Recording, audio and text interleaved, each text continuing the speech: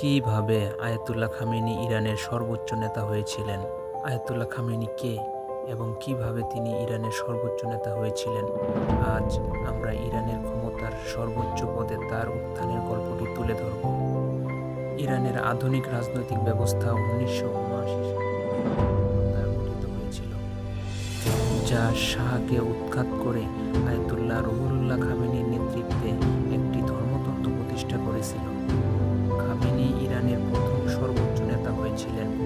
সরকার, সামরিক বাহিনী এবং বিচার বিভাগের উপর চূড়ান্ত কর্তৃত্বের অধিকারী একটি পদে।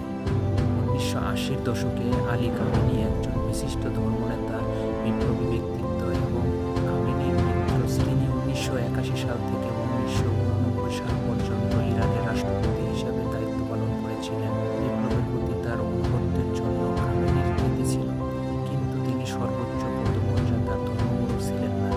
আসলে অনেকে ভেবেছিলেন তিনি সর্বোচ্চ নেতা হওয়ার যোগ্য নন। 1989 সালের জুন মাসে আয়াতুল্লাহ খামেনির মৃত্যু হয়। ইরানের বিশেষজ্ঞ পরিষদকে পরবর্তী সর্বোচ্চ নেতা নির্বাচন করতে হয়েছিল। সংবিধান অনুযায়ী সর্বোচ্চ নেতাকে একজন সিনিয়র ধর্মীয় পণ্ডিত হতে হবে, যা খামেনির থেকে বেশি মর্যাদা ছিল। কিন্তু খামেনির মৃত্যুতে পরিষদে একটি সংকট হয়েছিল। তাদের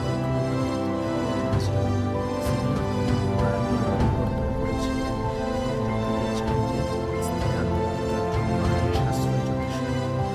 1989 সালে খামেনিকে আদর্শ পাদ্রী হিসেবে নির্বাচন করা হয়েছিল। তাকে অনুগত, রাজনৈতিকভাবে অভিজ্ঞ এবং স্থিতিশীলতা বজায় রাখতে সক্ষম হিসেবে দেখা হয়েছিল। 1989 সাল থেকে আয়াতুল্লাহ আলী খামেনি ইরানের সর্বোচ্চ নেতা। সশস্ত্র বাহিনী, বিচার বিভাগ, মিডিয়া এবং গুরুত্বপূর্ণ রাষ্ট্রীয় নীতির উপর তার চূড়ান্ত ক্ষমতা রয়েছে। ভিডিওটি দেখার জন্য ধন্যবাদ। আরও ইতিহাসের ব্যাখ্যার জন্য লাইক এবং সাবস্ক্রাইব করুন।